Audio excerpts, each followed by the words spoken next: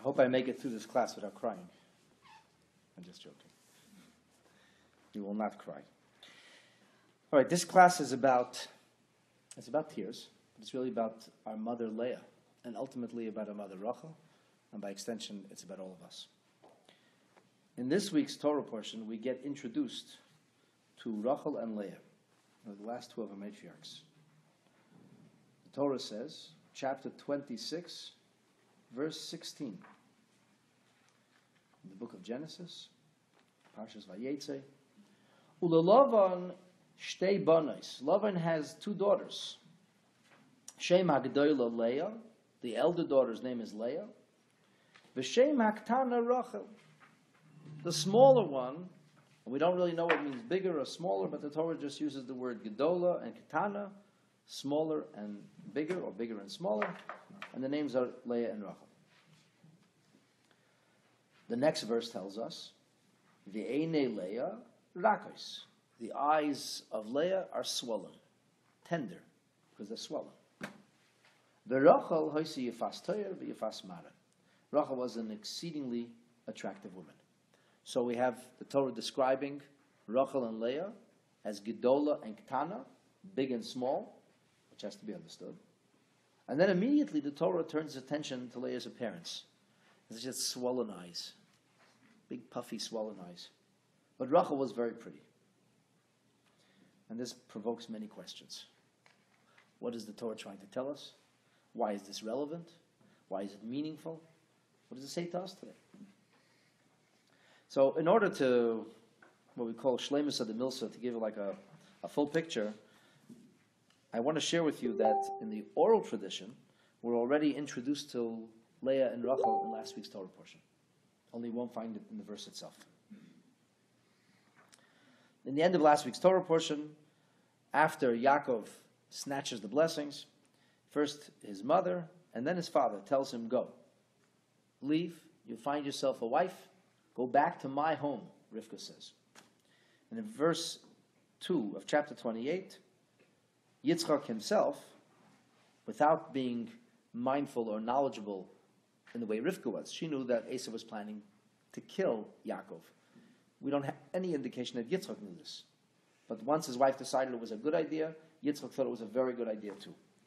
And he says to Yaakov Avinu, Kum lech Padena Aram, go to Padan Aram, Beta Betuel, to the house of Besuel, who is Avi Imecha. That's your mother's home, the father of your mother, basically your grandfather's home. V'kach lecha misham isha mibnei Lavan. You'll take for yourself, find yourself a wife from the children of Lavan, the daughters of Lavan, who is Achi Imecha, the brother of your mother. And there's a lot of interesting commentary about the seeming redundancy. We kind of know who Besuel is. We've been introduced to him for the last two Torah portions. Why does Yitzchak have to emphasize Beisa Besuel, Avi Imecha, the father of your mother? And on a very simple, straightforward level, Yitzchak is saying that there's good genes there. I know Lavan is a lousy, rotten fellow, but it's good genes. You know, Rivka came from that house. So if Rivka could come from that house, other righteous women could come from that house. And then it's your mother's sister, Achi Imecha, your mother's brother, pardon me. So we have this idea in the Gemara, it says, that Reiv Banim Daim La'achi Ha'im. That most of the times, the sons will look like their maternal uncles. So if Lavan would have had brothers, then we would take a look at Achi Ha'im other than Lavan. Say, okay, what were the rest of the uncles like? What the rest of the brothers like? But in fact, there's only one brother. So it's like you can't say that these girls are going to be like Achi Ha'im because there's only one son, and he doesn't have any sons yet. We find it out much later in the Torah that Lavan doesn't have sons until Yaakov starts having sons. So there are no brothers to, so to speak, spoil the broth, and go take from his daughters. All right, that's what the pasuk says. In the Medrash Bereshis Rabbi, we are told that Lavan, in fact, had no daughters. In fact, we are told that Lavan had no children. His wife, whose name was Adina, that's what her name is in the Sefer HaYashar, by Rashi. In Ma'amloaz, her name is identified as Dina, which is pretty interesting because Leah has one daughter, at least that we know of. And what did she name their daughter? Dina. Because they were orphans. They lost their mother when they were children. They didn't have a mother. So she named her daughter after her mother. It's kind of natural. So whether her name was Adina with an ayin or Dina, she was an akara. In Sefer HaYashar and Parshas Vayetze, it says, Eishes Lavan Hoisa Akara. She was a barren woman, as Rachel was a barren woman. Barren woman, incidentally, means that there was major fertility issues. Possibly a woman who by natural means could not even have had children, couldn't have conceived. We know certainly when it says Sarah was an akara, the Gemara says she didn't have a womb. It was impossible. Materially, naturally, it was impossible for Sarah to conceive. So in the Sefer HaYashar it says that Lavan's wife was an akara. So how did this lady, whose name is Adina or Dina, how did she have children? How did this work? So the Medrash says that Rachel and Leah, at the time they married Yaakov Avinu, were 22 years old. They were twins. And these twins, since they were the same age, they were 22 years old at the time, we know that Yaakov Avinu leaves his father's home and mother's home, and he goes to the yeshiva of Shem Ve'ever, and he goes there for 14 years. I have a discussion in the beginning of this week's Torah portion in Rashi about staying there for 14 years. And then Yaakov comes to Lavan's house, and he negotiates a pretty raw deal. He ends up working for 7 years for the privilege of marrying Rachel. Only he ends up marrying Leah. No, you do the math. So you end up at 21, 22 years old. The Medrash says, it turns out that at the time that Yitzchak said to Yaakov, V'kach lecha misham isham b'bnei Lavan, she didn't have any children yet. And in fact, the Medrash says because Yaakov heard that he didn't have any daughters, that's why he went to the yeshiva first. So what's going on over here? The Medrash says it was the bracha of the tzaddik. Have you heard these people say the child was born with a bracha from the Rebbe? When Yitzchak Avinu gave a bracha, she got pregnant. Which means that Leah and Rachel were the products of Yitzchak's bracha. Because Yitzchak gave a bracha, because he said it would be so. When a tzaddik says, tzaddik geyser, our sages tell us, the tzaddik decrees, Yitzchak said she would have daughters, and Yaakov's a real chassid. He didn't have any questions. He asked around, he found that love doesn't have any daughters. He said, okay, it doesn't have yet. If my father said she's going to have daughters, he said she'll have daughters. There'll be daughters in the house. So he figured the one went to learn for 14 years. By that time, there'll be teenagers. Then he'll see what's going on. It was not uncommon. I know people whose own grandparents were married when they were teenagers. At the turn of the century, it was not uncommon in the shtetl for people to get married at 15, 16 years old. 1850s, the majority of people were getting married between the age of 14 and 15. It also helped that life expectancy was like, I think, 47 or 43. People got married very early. So Yaakov heads off at that point. And after he finishes learning Torah, that's when he heads out to Lavan to see what's the story, what's going on. Now, incidentally, the language of the Sefer HaYashar is Vatahar vatelet shtei banos. She became pregnant. This Dina or Adina became pregnant and had twin girls, multiple birth. And Lavan called the names of his daughters Shem HaBechora Leah v'Shem HaKetana Rachel. The name of the eldest was Leah. The name of the second daughter who was born was Rachel. The Seder Olam says, Rachel v'Leah nasu b'nais esrim v'shtayim. Seder Olam confirms that they were in fact twins, and elsewhere it's written identical twins. And these identical twins got married at the age of 22. So now we know we're in the 22nd year. So now we know that Rachel and Leah, or Leah and Rachel, are not ordinary people. These are people who have a special blessing from Yitzchak. That's why they're brought into the world. Yaakov is aware of this.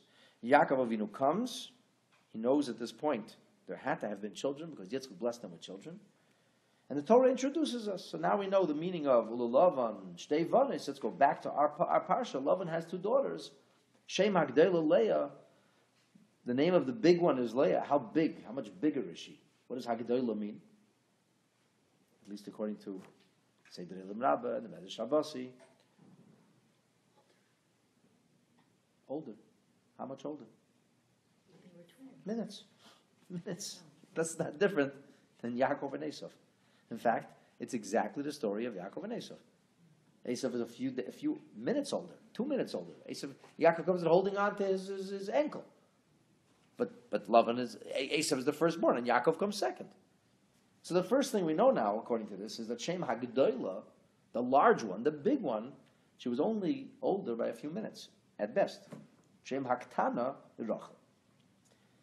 Now we're also told that not only were they twins, but in fact we're also told that they were identical twins. So for example, we have many interesting expressions from our sages. Here's a quote from the Tanchuma Yashon. Ula Lavan shtei banos. Lavan has 2 daughters. The Tanchuma Yashon, Parshas Vayetze, in Perikut Beis says, and I quote, Shavis benoi, equal in beauty, ubeyofi, and in striking appearance or in beauty, b'dmus uvekayma. Basically identical twins. They were the same height, they had the same features, they had the same beauty, 2 identical twins. Only one was a few minutes older. Presumably, Lavan was able to tell his daughters apart. But most people probably couldn't.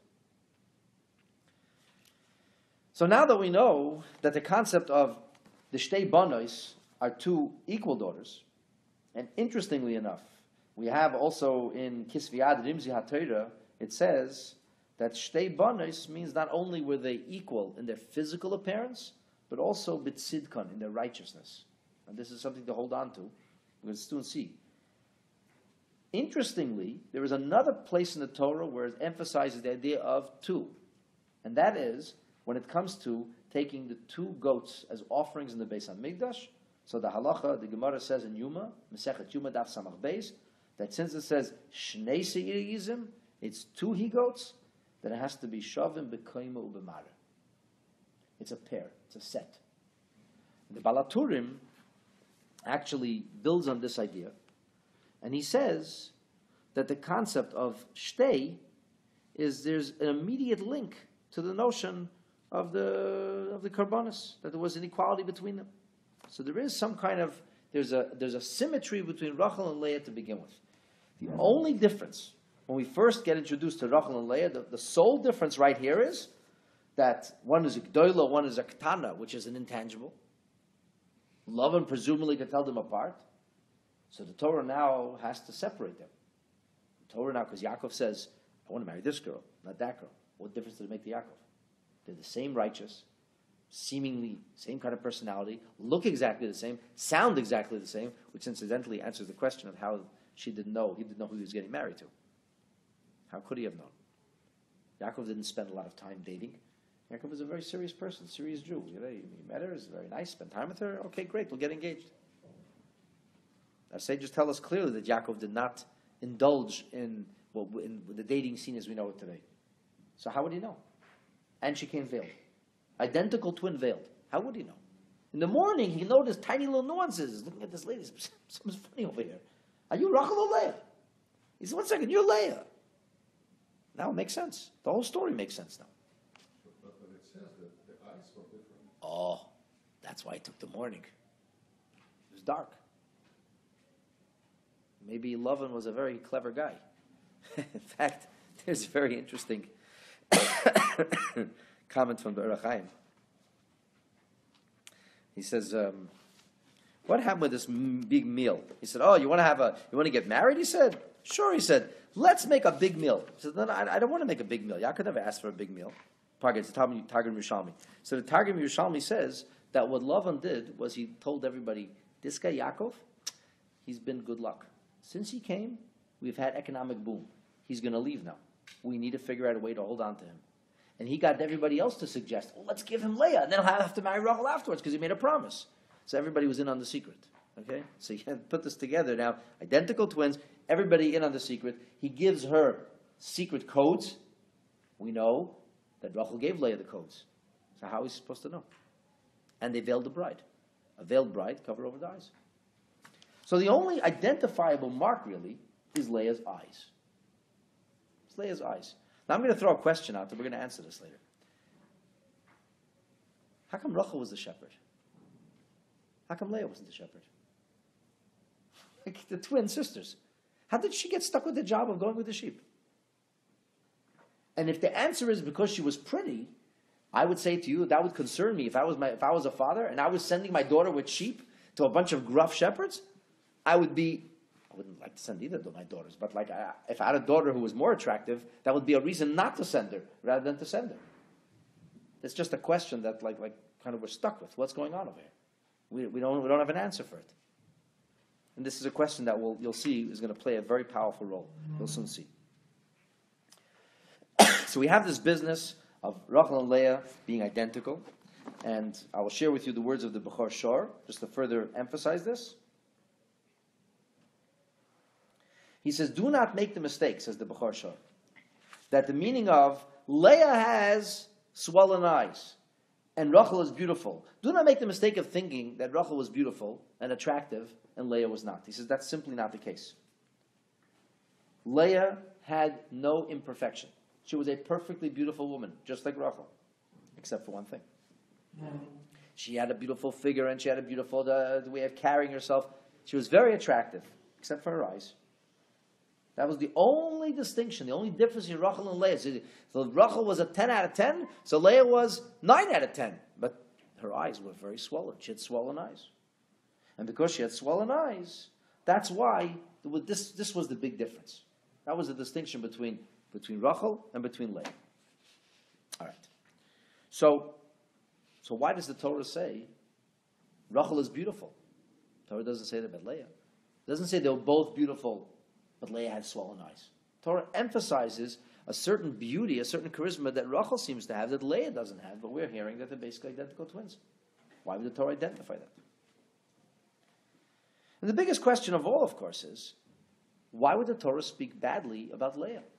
Why is it important for us to know 3,600 years later that Rachel was more attractive than her sister? For posterity, we have to know this. We have 4 mothers. Sarah, we hear she was exceedingly beautiful. Rivka, we hear, was incredibly beautiful. Rachel, the Torah says, is amazingly beautiful. Leah was not so beautiful. She had swollen eyes. Is that really important for us to know about? The way the Gemara in Bava Basra asked the question, and this same teaching is found also in the Medrash Tanchuma, it's found in the Tanchuma Yashan, it's found in the Bereshis Rabbi, and it's even found in the Targum Yonasan ben Uzziel. Targum Yonasan also alludes to this. But I'm going to share with you the words of the Gemara, because the words of the Gemara kind of spell it out most clearly.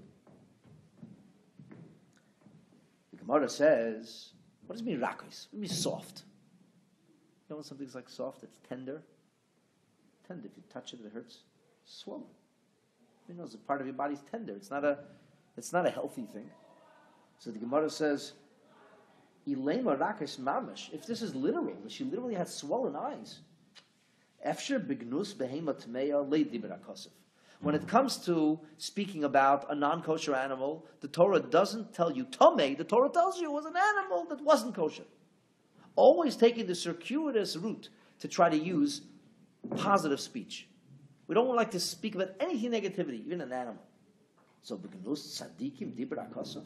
The Torah speaks negatively about Leah. What kind of message is that? It's uncharacteristic for the Torah.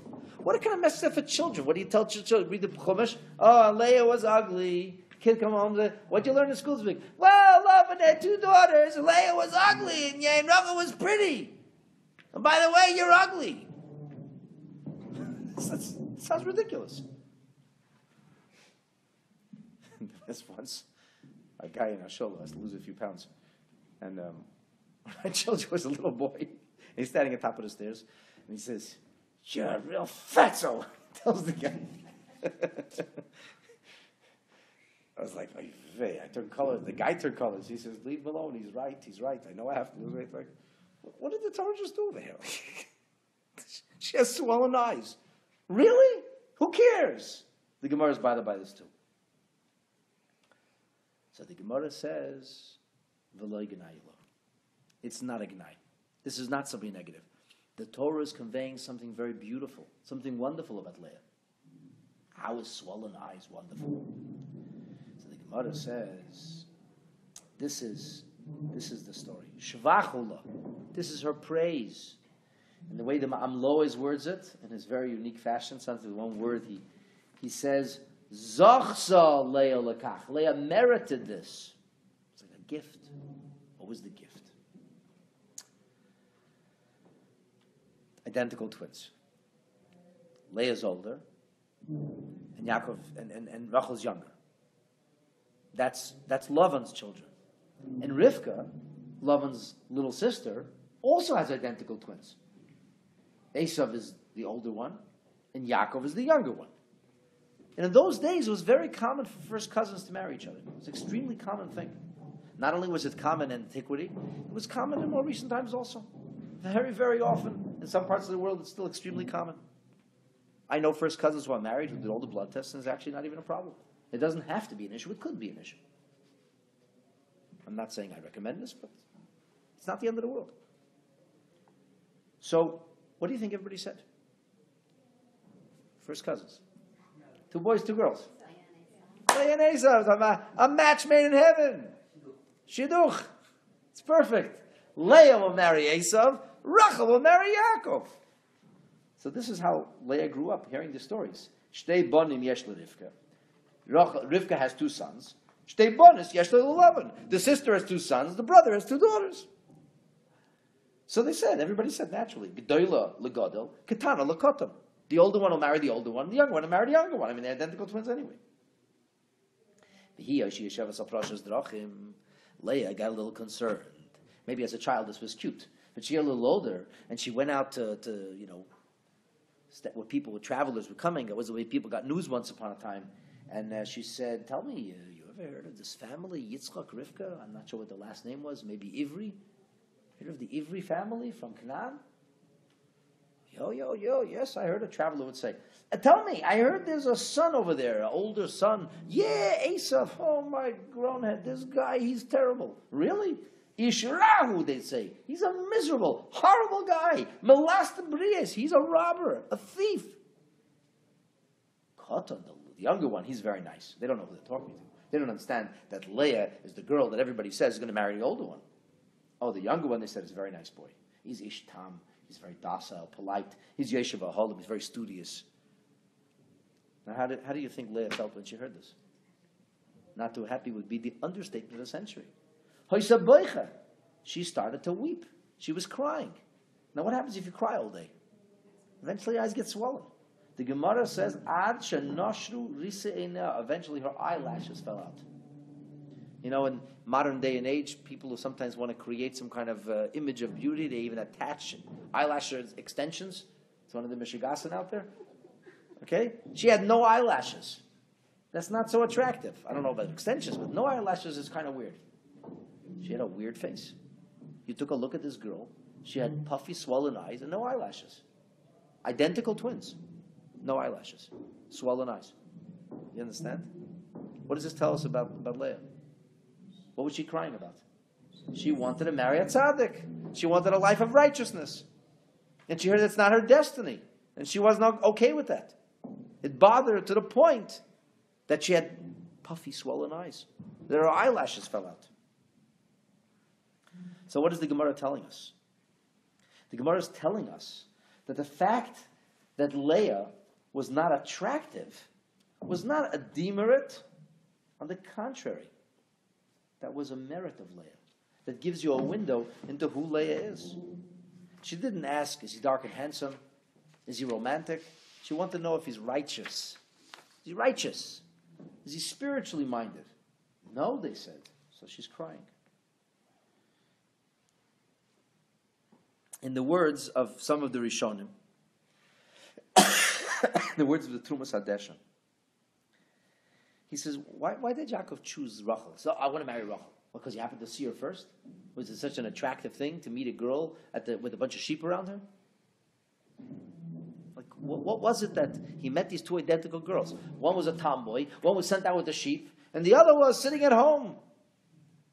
She was the ladylike one. Who would Yaakov naturally have gravitated to? I don't know. Leah seems to be the privileged one. She's always indoors. Rachel's out there, Nebuch, schlepping the sheep. So the Trumas Hadeshan says, you have to understand that the Torah doesn't just tell us that Leah didn't have an attractive face.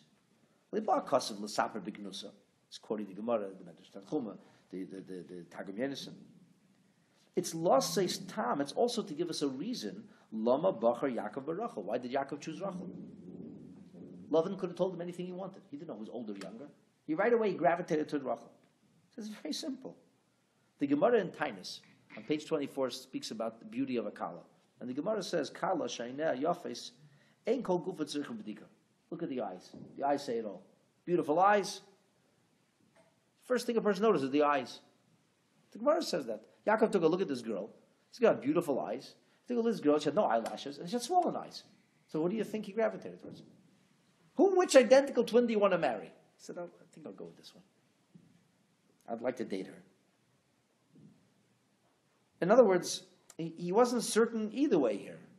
So when you're uncertain, he says, the eyes were like a giveaway. He says, something's wrong with this girl. I don't know. Something must be wrong. Look at her eyes. He didn't know the whole story. So he naturally said he wants to marry Rachel. Now this gives us also a fascinating insight into how it is that Rachel and Leah end up with their very different lifestyles.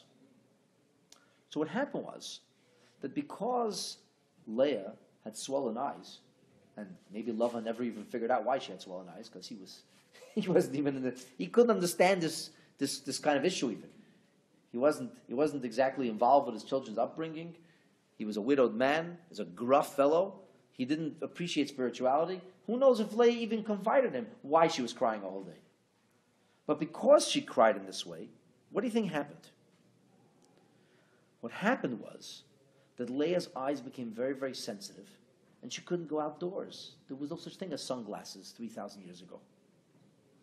Now what happens when you live in Iraq where there's a blistering sun, like 11 months a year? And even in the winter, half the days is still strong sunlight. So what happened to Leah with the swollen eyes? She got stuck in the house. Because she got stuck in the house, what did she look like? She looked pale. She looked pale. Sickly. Identical twins. One was a picture of health. One is robust. And one didn't look very good. Now, interestingly, there's a Tanchuma Yoshan that says that Rachel Haisa Shoymas Sitkasa Shel Yaakov. We heard about Leah hearing the evil, wicked side of Esav, who thinks she thinks she's destined to marry. By the way, she was. She was actually destined to marry. We'll talk about that soon. And Rachel hears about her suitor, her first cousin, who she's presumably supposed to marry. He's a wonderful person. So this itself brought out the beauty from within Rachel. There's a very famous pasuk. The pasuk says, Shmua Teiva Tedashen Otzer. Glad tidings, says Shlomo HaMelech in the book of Mishlei. It strengthens the bone, literally fattens the bone. So when a person is happy about life, how do they look? They look good. It's not just about being well-fed or being out in the sunlight. When you're in a good mood, you look radiant, you look happy. Rachel looked radiant. She was looking forward to her future. How did Leah look?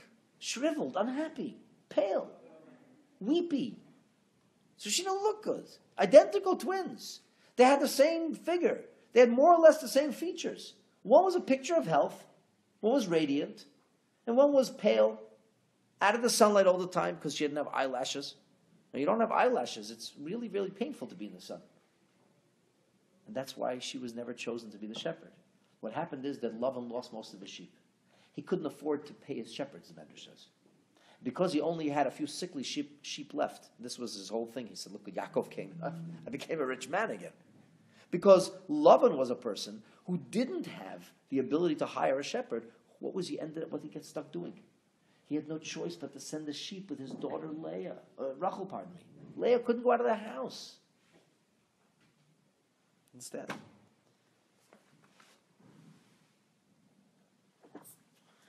Excuse me. So in the Ksav Yad of Mayin Ganim, it says that Rachel was well tanned. She was out in the sun. She looked good. But Leah couldn't step out of the house. Now, how does this is exactly what the Mam Leah says. He asked the question himself. He says, why is it that Leah wasn't sent?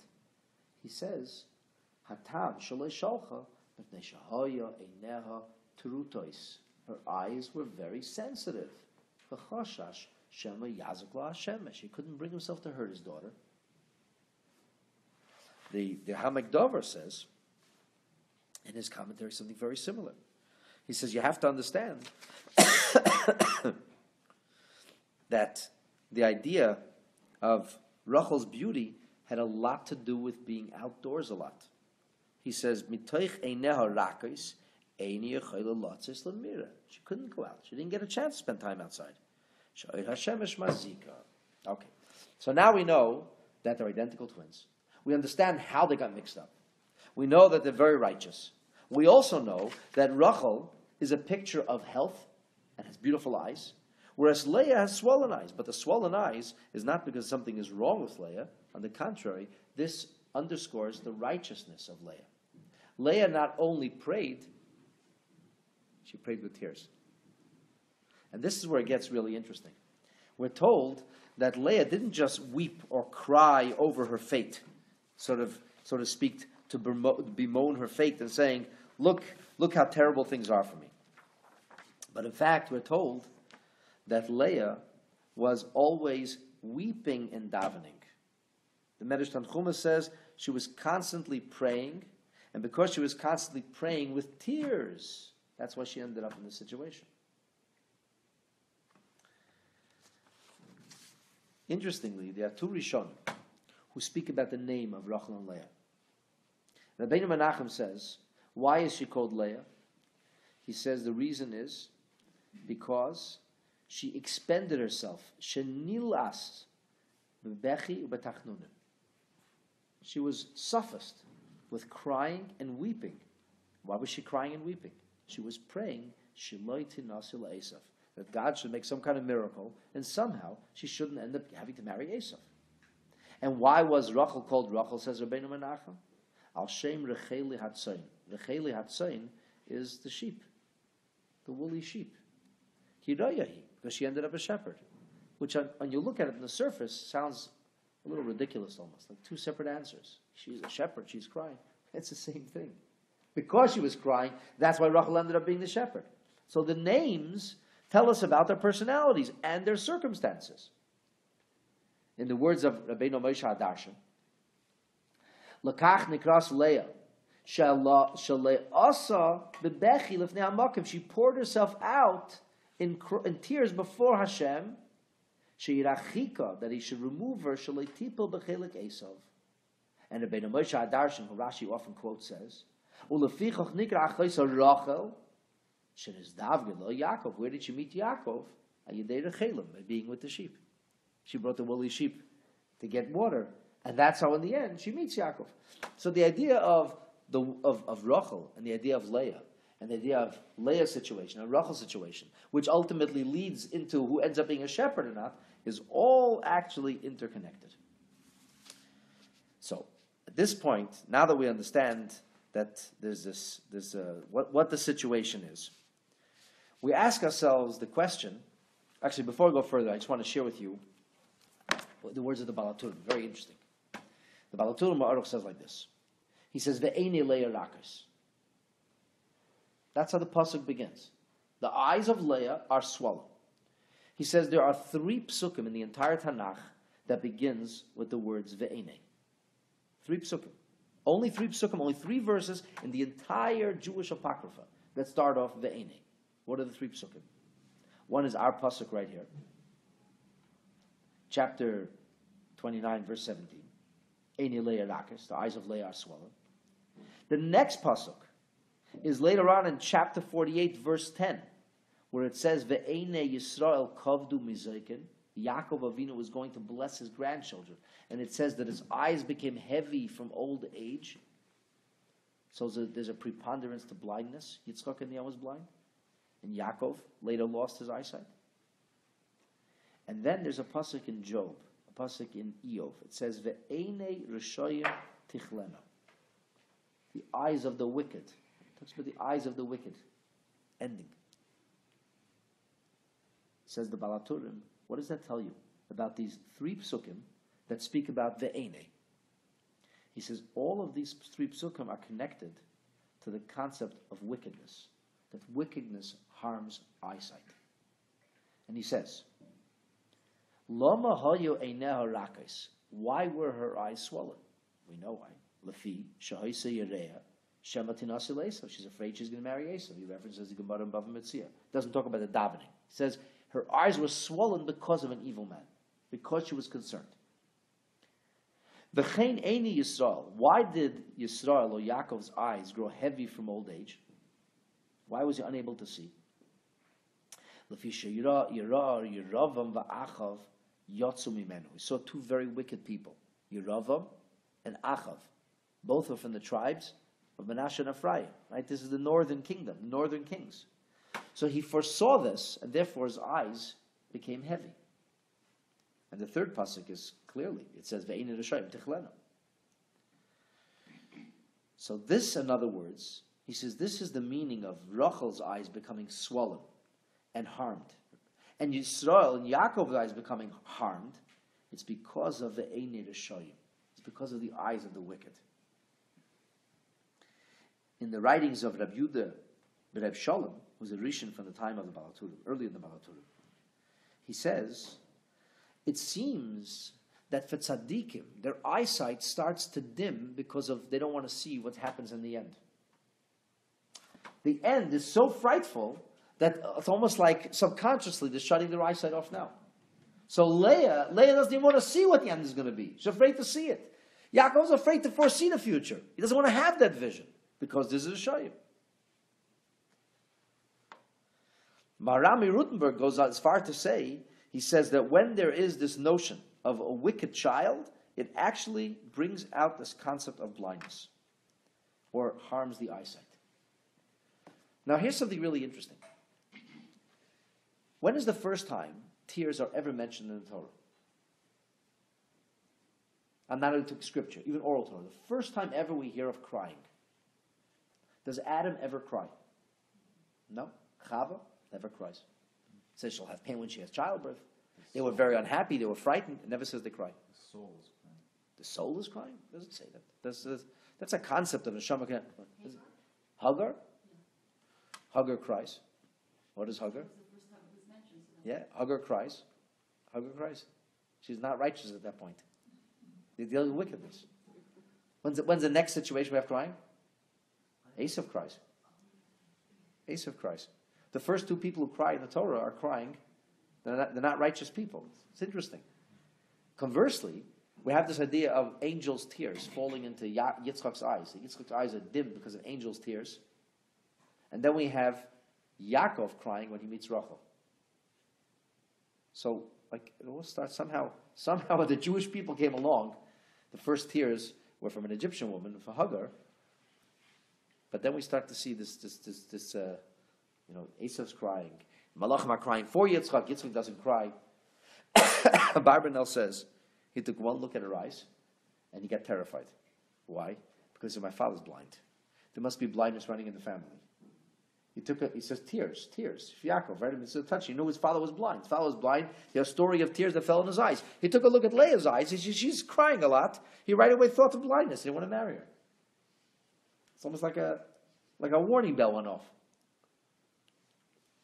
And then we hear about Leah crying. And interestingly, the crying, the tears, are sometimes out of frustration, sometimes out of sadness, and sometimes out of prayer. For Hagar, it's prayer. She's part sad, part prayer. For Esav, he's crying out of frustration. The angels are crying out of sadness. Yaakov's crying out of sadness. These are the first time we hear of tears that accompany prayer. This was pure prayerful tears. And not because of the circumstance, the duress of a moment.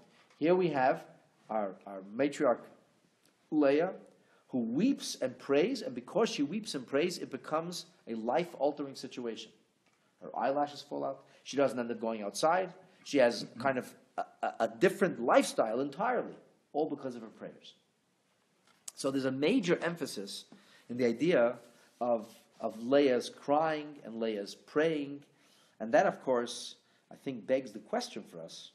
So So what does it tell us? What does it tell us? What's up with all the tears? What is the lesson for us? So here's a very, very fascinating little thing. It's not so little, actually. The Rebbe once explained this concept of Leah as the crying with tears, or praying with tears, pardon me, versus Rachel, who's beautiful. The Rebbe explained this all on the level of what we call Pnimius HaTorah, the mystical, esoteric element of Torah. When we talk about beauty in the Torah, beauty always means symmetry. Everything is just right. A person has a tiny features or giant features. A tiny nose looks weird. A giant nose looks weird. Beauty is about symmetry. Everything's perfectly balanced. So when we talk about then the spiritual alter ego of Yefei Toyer and Yefei Mara, what does that mean? It means a person who has a perfectly balanced spiritual lifestyle. Everything's in place. They have all the mitzvahs. There's nothing missing. There's no greater emphasis or inappropriate accent on one area rather than the other. You have what's called shleimus, perfection in all taryag mitzvahs. You know what that might be called? We talk about shleimus, perfection in all taryag mitzvahs, in all 613 mitzvahs. What would you call a person like that? A tzaddik. A tzaddik. So Yefei Torah v'Yefei Mara is a tzaddik. Everything's right. So this is the avodah then. Rachel represents avodah tzaddikim. Avodah of tzaddikim. With regard to Leah, however, we have this idea of bechi, of crying. Because avodas habal tshuva is always connected to the concept of tears and crying. The Rambam, when he talks about tshuva, he talks about a person who is always crying about his or her misdeeds. What do people often do when they do tshuva? They cry over their avedas. So Rachel and Leah represent conversely avodas hatzadikim and avodas habal tshuva. Who stands higher? The Baal Tshuva. Which incidentally, the Rebbe explains elsewhere, is how we are to understand the concept of Yaakov and Esav. It sounds like Esav didn't stand a chance. That's ridiculous. It's not fair. He was born in Russia. If he was born in Russia, what do you want from him? He's just doing what he's supposed to do. But that's not the pshat. The Rebbe suggests, take a look at the Rambam Mishmina Prakim. The Rambam talks about one person who naturally gravitates towards everything right. It's called a chassid hama'ula, the perfect chassid. And then he talks about a person who is mizgaber al yitzrei, a person who overpowers the Yetzer Hara. Yaakov, he says, the Rebbe suggests, building on that phraseology of the Rambam, was a chassid hama'ula, perfect fellow. He had aptitude for Torah study. He had an inclination for spirituality. He had everything right. For Yaakov, spirituality came like hands in a glove. It was French fries and ketchup. The most natural of bedfellows. And that's why when Rivka's pregnant and they go by the yeshiva of Shem Ve'ever, who got excited? Yaakov got excited. And then they went by other kinds of places, which are not so righteous. Who got excited? Esav. Not because Esav was destined to be wicked. Esav was destined to be Mizgaber al Yitzrei. He was destined to overpower his Yetzer Hara. Esav had incredible spiritual resources. He just had to tap into them. It wasn't a natural thing. It was something that had to be earned. It came through struggle. And who really had greater potential? Esav. Yitzchak was nobody's fool, chas v'shalom. Yitzchak was the well-digger. He looked deep into the heart and soul of Esav. He said, this guy is capable of incredible spiritual magic. I just got to get through to him. I just have to get through to him. Yaakov is a nice, call a Zisi Ingela, sweet little boy. He does everything he's supposed to do. He's not a fighting chance. They'll eat him for lunch. He's never going to be able to be our Jewish people. Yaakov knows what the Jewish people have to go through. Yitzchak knows what the Jewish people have to suffer and struggle against. They're going to have to rise like a phoenix out of the ashes time and again. This is not going to make it. Esav, he has the gumption. He has the courage. He'll build the Jewish people. Of course, when Yitzchak sees that Yaakov can be a Chevron too, he can put on somebody else's clothes and he can play the game. He says, oh, so Yaakov is capable of getting beyond his comfort zone. Gam baruch yeh. May he indeed be blessed. That's his most natural reaction. When he finally realizes he was wrong, because he couldn't imagine Yaakov ever stepping out of his comfort zone. So who's better? Factually, Yaakov, pulled it off. Who could have been greater? Esav. And incidentally, there are great spiritual powers that were buried in the soul of Esav, which only come to the Jewish people many centuries later through a prophet whose name is Ovadia, the servant of God, who is a convert from Edom, and other righteous converts like Rabbi Meir, who came from Edom, or Onkelos, the greatest translator of the Torah, who was a Roman, came from Edom. So those are the sparks of Esav that came back to us. Now Leah's a Balas Tshuva. She has the Milo, she has the virtue of Bechi. They're identical twins, they look the same, but Leah's got a different spiritual makeup. She's the Balas Tshuva. She's crying, she's davening, she's doing Tshuva all day. She's yearning for Hashem. Rachel's got everything perfect. Rachel's the natural shidduch for Yaakov. Leah was the natural shidduch for Esav. Had Yaakov and Esav both turned into the Jewish boys it should have done, the world would be a very different place. Leah would have married Esav, and she would have brought out the best in him. Rachel would marry Yaakov, and she would bring out the best in him. But instead, what happened to Yaakov? Yaakov had to wear two jackets. He had to wear his clothes. He had to be Yaakov, but he also, in the end, had to become Esav too. So who did he have to marry in the end? He got stuck marrying both Leah and Rachel. It was destined to be that way. The Rebbe says, it's really interesting that when you take a look at the children of Leah and the children of Rachel, Rachel's children are known as tzaddikim. Rachel only has 2 sons. The first one is Yosef. What's Yosef's name, his appellation, his title? Yosef HaTzadik. None of the other tribes are called Yosef. Binyamin is called Tzadik Tachton. Yosef is called Tzadik Elyon, the supernal Tzadik. Binyamin is called the lower Tzadik. And Yosef's last name actually is HaTzadik. That's how he's called. Some Jews are called HaMelech, like David and Shlomo, or Chizkiyahu. Some Jews are called Hanavi, like Shmuel, or Eliyahu. Some Jews are called Rabbeinu, like Moshe Rabbeinu. Some Jews are called HaKohen, like Aaron. Some Jews are Shimon, later, many years later. Some Jews are known as HaSofer, and some Jews are known as HaTzadik. Yosef from antiquity is the only one with the name HaTzadik. Binyamin is also called Tzadik. In fact, the Zohar says that Yosef and Binyamin never ever sinned. The other Shvatim sinned. What's the sin we all know about? They sold Yosef. They sold Yosef. Binyamin wasn't there, and Yosef is getting sold. Do you know that the Zohar says it's for this reason that even though the Beit HaMikdash is generally speaking situated in the land of Judea, the actual spot of the Mizbeach, which is extremely precise, extremely exact, precise, is a peninsula that juts out from the land of Binyamin. Because the land of Binyamin borders right there in the outskirts of Jerusalem, and it juts into the Har HaBayis, and the area of the Mizbeach, it says, is Bechelkei Shel Binyamin. Why? Because the Mizbeach is a mechanism, a convention that was made for kapara, for atonement. Who could atone? The tzaddik and Hamta Tshuva, come to Tshuva.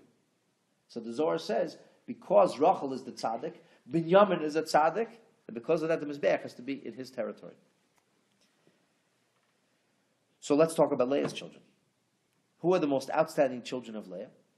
The most famous of all? Yehuda, and Reuven is the firstborn. Both Yehuda and both Reuven were known as Baalei Tshuva. The virtue of Yehuda's tshuva is that his tshuva actually saved somebody. His tshuva made a difference in somebody's life, as the Rebbe once explained. He said, Reuven did tshuva, but what happened? Yosef got sold instead because of his tshuva. So thanks a lot for your tshuva. You don't help anybody. Conversely, though, When Yehuda did tshuva, he saves the lives of Zarach and of Peretz. So they're Bali tshuva. And that's why it was the most natural thing that Rachel and Yaakov should get married. Tzaddik to tzaddik. It was the most natural thing that Leah should marry Esav, the Baal tshuva, who will be brought to tshuva by the one who could unlock those keys. You know that Dinah could have married Esav afterwards. And Yaakov was afraid of that. He was punished because of that. Because Dinah, who was a carbon copy of her mother, and we'll learn about that next week's parsha. We hear about how Dinah was just like Leah. Dinah, if she would have married Esav, she could have turned him into a Baal tshuva. The missed opportunity with Leah could have been fulfilled through Dinah.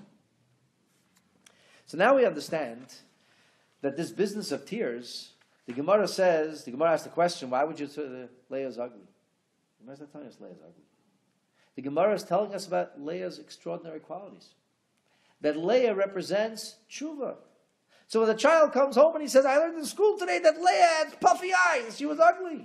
Your job is to say, no, Bubala, that's not what you learned. The Gemara tells us that you know why Leah's eyes were like that? Because she was davening with tears. It's a virtue. It's not a vice. It's not a demerit. This is a good thing. It's the beautiful thing about Leah. Perhaps it did not give her physical beauty, but it gave her the most beautiful neshama. And you know, the interesting thing is that it says the greatness of Mashiach is also, Mashiach also, says the Zohar, Mashiach will come la'asava tzadikaya b'tiyufta, to bring tzadikim into a state of tshuva. So when the tzaddik will cry, when the tzaddik will do tshuva, so to speak, and tshuva is not, as we know in Chassidus, is not because of Averis. Tshuva represents yearning. Tshuva represents, there could be a tshuva mitoich simcha, a joyous tshuva, but tshuva always has tears attached to it. So when we have the concept of tshuva, or tefillah with tears, it's a famous story that the Tzemach Tzedek was, on one occasion, he was asked to meet a group of Kantonistim. These are children who were snatched away from their homes by the Russian government, by the Tsarist regime, as children. And it was a plot to destroy the Jewish people. And every shtetl had to supply a number of 9 or 10-year-olds. Now imagine, they took 9 or 10-year-old children, conscripted them into the Tsar's army for 25 years. They come back to their families when they're in their 30s. What do they remember from the age of 9 or 10? 35-year-old soldier in the Tsar's remembers nothing. No kosher, no bar mitzvah, nothing. Had a bris milah, that's it. Many of these Jews, tragically, came back. They with great mesiras nefesh, they maintained their Jewish identity to the best of their ability. They came back to their families. Their family didn't know who they were. They hadn't seen him for 25 years. You lose a child, a 9-year-old child comes back. He's 34 years old now. And many of them could not get married. They were not accepted. And there was certain shuls. When I was in Russia, I was in shuls which were called the Kantonistan shul. They built their own shuls, and tragically, they lived like apart. Some of them had their own communities, because nobody else would accept them. Nobody else appreciated them. If my memory doesn't fail me, there's a story of one of the Rabbeim who was once in one of these shuls, and in the middle of Yom Kippur, one of the soldiers starts taking his shirt off. And he was aghast, what are you doing? And he said, look at my back. He said, it was disfigured, hideously disfigured. He said, this is the whipping I received during the course of years for refusing to eat on Yom Kippur, for remaining loyal to my faith. And every year on Yom Kippur, I bare my back to Hashem. And this is how I ask for forgiveness. And this is how I demonstrate my loyalty to Yiddishkeit. Imagine what these people were. Like tzaddikim. The Rebbetzin said during the war, she met tzaddikim who didn't put on tefillin. The Rebbetzin saw people who, Meiser Nefesh, gave their whole life away. They didn't know what tefillin is. Tzaddikim without tefillin. So the story goes that this group of Kantonistan heard that the Tzemach Tzedek was in St. Petersburg, and they wanted very much to meet him. And they petitioned that the Tzemach Tzedek should come and greet the soldiers. Tzedek was the Rebbe of all Russia, famous Rebbe. So Tzemach Tzedek goes, and he delivers a mimer for them. He gives them a special Hasidic teaching. And he spoke to them. He spent time with them. They told him that when they polish their buttons, they polish it with water and sand. They rub the silver with water and sand until their buttons are shining. And Tzemach Tzedek said, yeah, this is the idea of the words of davening, as the story goes, the words of Tillim, and the tears.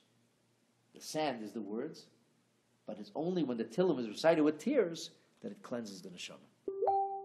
They also told the Tzemach Tzedek at the time that when they go into battle, they go with a march. The Russian army went with marches. And go in like always a march of simcha. And the Tzemach Tzedek from that time and onward said that from now on, Chassidim will always go to everything with a march of simcha. Everyone spoke about this, that the whole of Chabad was reoriented into a kav shel simcha. No more meridus, no more bitterness, but simcha. But that doesn't rule out the concept of tears. And when Mashiach will come, the tzaddik will also have to do tshuva. So here's the most amazing thing. First of all, before I go to the next thing, I want you to know that we see Rachel and Leah as the paradigms of spiritual perfection. How do we see this? We always hear about Maisa Avos, similar banas. But the truth is, Maisa Imois is similar banas. There's a famous book called Rus, the grandmother of David HaMelech. Documents her journey, how she joins the Jewish people. In the 3rd chapter, in the 11th verse, pardon me, the 4th chapter, in the 11th verse, everybody blesses Rus. And what do they say? They say, Yitin Hashem es ha'isha haba el beischa. They tell Boaz, may Hashem give the woman who's coming into your house, kirachel v'leah. They blessed her. She should be like Rachel v'leah. Asher banu shteim is Beis Yisrael. The two of them built the house of Israel. Think about this. The two of them. The Ma'am Loya says clearly, he says you should know that this is not because Rachel was better than Leah. He says, you know why it says Rachel before Leah? Because Rus shared a commonality with Rachel. Rachel was an akara, a barren woman, and Rus was also a barren woman. Remember, she was married, she didn't have any children, her husband died. Rus's conception was miraculous. The fact that she could conceive a child was miraculous. Because so Rus was able to identify more with Rachel, that's why it says Leah v'Rachel, not because Leah is any better. And we say, Kishem sharachel v'Leah hayitzit koniyos, just as they were righteous, so too, that the bracha to Rus was that she should be righteous like Rachel and Leah.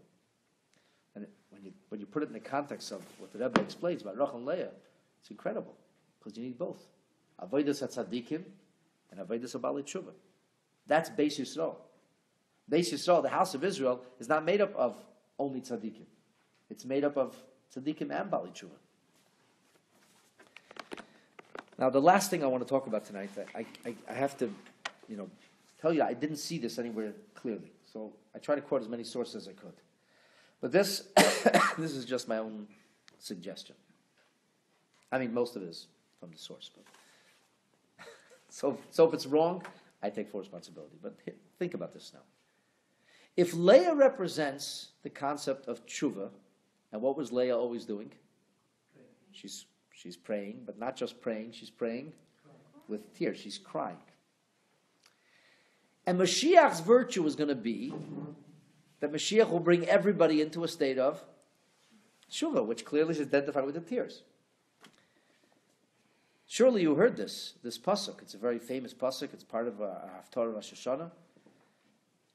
Jeremiah chapter 31, verse 14. Kayomar Hashem. So says the Lord God. Koil berama nishma. A voice is heard. Whose voice are we talking about? It's the voice of Rachel. This is the voice of Rachel. The Medrash tells us Yirmiyahu was sent to Hebron. He was sent to speak to Avraham, Yitzchak, Yaakov, to tell them to petition heaven, to appear before the heavenly court. He's afraid to tell them why he came. They shouldn't say to him, this happened in your time. He's sent to go call Moshe Rabbeinu.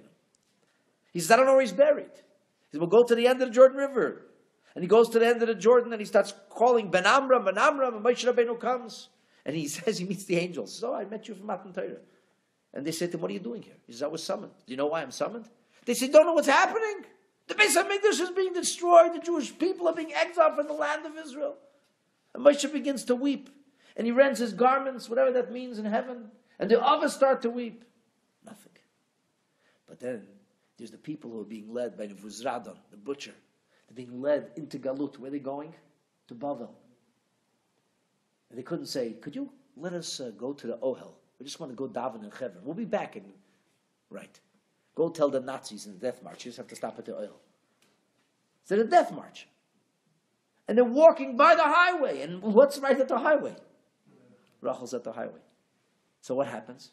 So they say, Mama, daven for us. So Rachel davens for them. That's what the Radak says. That's the business. That's the background of this whole thing.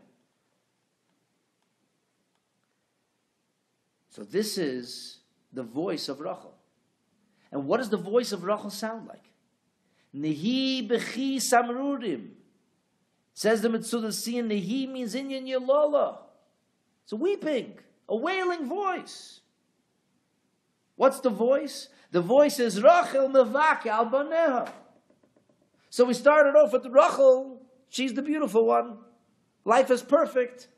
Leah is crying. But in the end, who's crying? This is the most famous incident, the most famous, most powerful thing Rachel ever says happens many centuries after her terrestrial lifetime. And the Navi references it. He says, Hashem hears the voice of Rachel, but the voice of Rachel now is a voice of Nehi Bechi Samrurim. The Metzudas David says, Hakoy lahu shel Rachel imeinu. This is the voice of Rachel. Asher mevak al baneha. She's crying. It used to be Leah was crying. Now Rachel is crying. She's crying al baneha shegol lebeinu umais. What does Hashem say to her? Rachel imeinu is mevak al baneha. Me'ano lehinachim al baneha. She will not accept any comfort or consolation for her children. Her children are not there. She's alone. What does Hashem say? Verse 15. Koy amar Hashem min'i koylech mibechi. You don't have to cry anymore. The einayich. The whole story with Leah is the einayim rakes. HaKadosh Baruch Hu says to Rachel, min'i koylech mibechi. Stop crying with the voice of crying. The einayich midima. Dry your tears. There is reward, and what is the reward?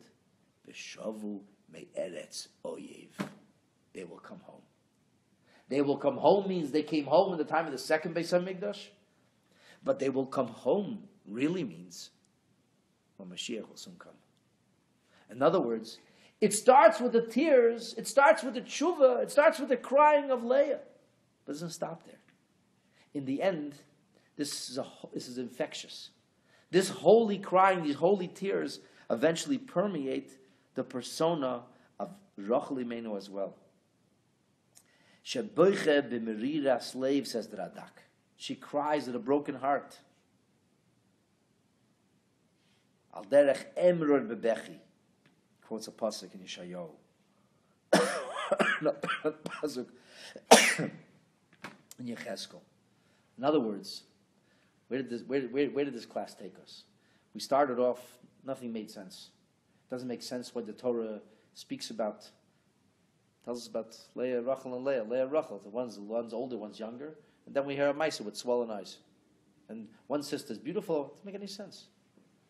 But we started to peel away the layers. We found out that this is an incredible insight into who Leah Imenu was.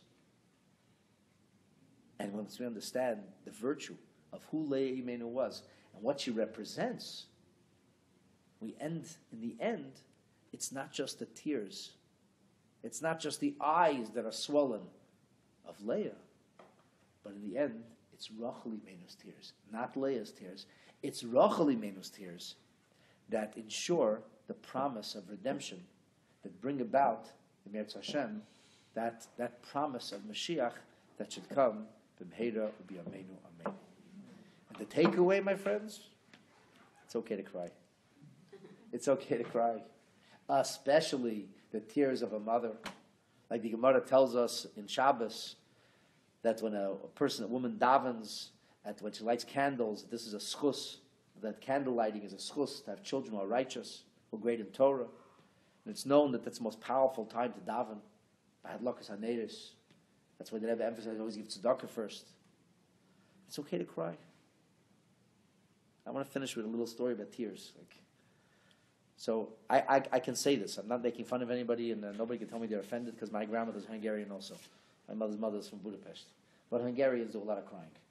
In the Hungarian Jewish religion, everybody's crying. It's like you start off crying. My other side, my father's side is from Russia. Russians don't cry. Russians, especially Russian men, they don't cry. Tough people.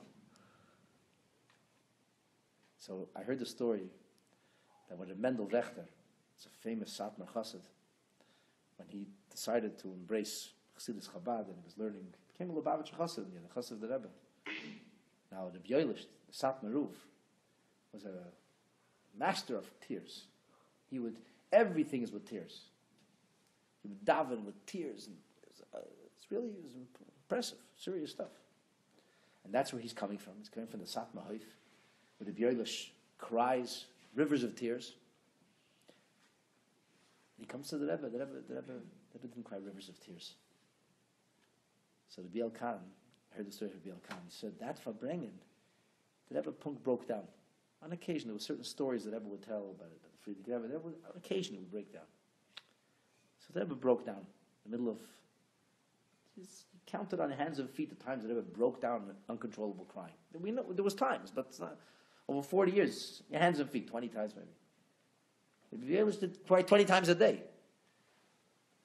So the Biel was like, so okay, at least get some tears, Mendel's coming from a background, you need the tears. So after the Verbrengen they were talking, so the Mendel says, little tears, little tears. But, barely, he barely showed some emotion. So the Biel said to him, listen, he said to him, a child cries all the time. You punch him, he's right away crying. He says, an adult, it's very hard to get him to cry. When you see an adult cry, he says, this is serious business. And Chabad, there was no rush to the tears. But it's a Polish Guta Yid once told me. He said, I don't know, he says, the Hungarians have different religions. He says, in Poland, he says, we don't cry. They cry and cry. It's a crying thing. I don't know, it's like certain segments of the Jewish people cry more, certain segments cry less. It's not about volume. It's not about the he used to make fun that there was people, it says in the Machzer, Rosh Hashanah, Kan Nochen Livkais. Here is a good place to cry. So people would come to the part to sit there like, the Chassidim used to laugh. They used to call it constipation tears. Like, I got it. It's not like there's something about, water coming out of your eyes. It's not about waterworks. But it's about reaching a point, an emotional breaking point. What really are tears? Tears are when you're so intensely involved and engaged that eventually there needs to be something spills over, some kind of outlet. There was a famous chassid whose name was Rabbi Solner Blinitsky. He's really a very, very an angelic fellow. He looked at the pictures of him. Looks like an angel. The guy didn't even go to sleep. I mean, it was really like living in a different world. In the early 40s, the Satmar Rav came to Paris. He was living in Paris. So he wanted to go see Satmar Rav. The Satmar Rav does a lot of tears. Waterworks, Hungarian, So he walks into the show, and he's saying brachas. And right away the tears. So noyach. Take the story with a grain of salt, but I'm just ashamed with you. He takes a look, he says, "Feh, bluff," and he walks out. I'm not suggesting that Satmar Rav was a bluff, chas v'shalom. It was a tzaddik. I'm not taking that away from him. I'm just saying, like, from his world, where B'Sol Noach came from, till there was a tear, for a Russian Jew, till you got a tear out of him. His whole life had to collapse. You finally got a tear out of him. Okay. But this idea of serving Hashem with a very great passion, with a great yearning, to the point that spills over into Bechiyas, that's what we're talking about. My father told me he remembers he was a bacher. It was it was a Polish bacher or a Hungarian bacher, a bacher from a different Hasidic group that was by the Rebbe for Rosh Hashanah. I don't know why it was by the Rebbe for Rosh Hashanah, by the Rebbe for Rosh Hashanah. And he was amazed. He's watching the Rebbe daven Ma'ariv Rosh Hashanah night. It was like, they were barely moved by davening. But by Tekiyas, especially in the early years, the Rebbe would melt during the Haftarah, after his Chana. The Rebbe would mamish melt. It was rivers of tears. And this guy was like amazed. He said, I don't know what's going on over here. He said, last night it was like a block of ice, but now it's all tears. He couldn't process it, right? The Rebbe was to us like the perfect Jew, the perfectly calibrated human being, always in control, always with a focus, always trying to project joy.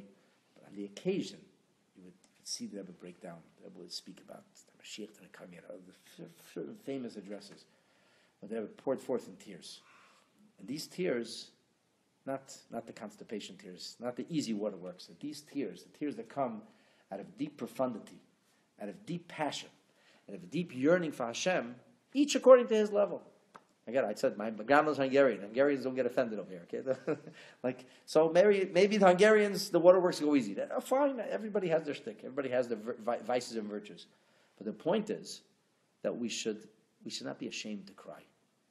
And we should not be ashamed to become passionately involved in our Yiddishkeit and in our petitioning heaven and in our pouring our hearts forth, because ultimately this is the most powerful thing of all, and that is what Hashem and Mirz Hashem will hopefully very soon will dry our tears and bring us Mashiach b'mheira b'keinu amen.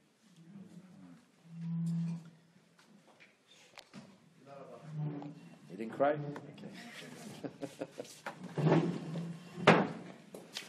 Okay.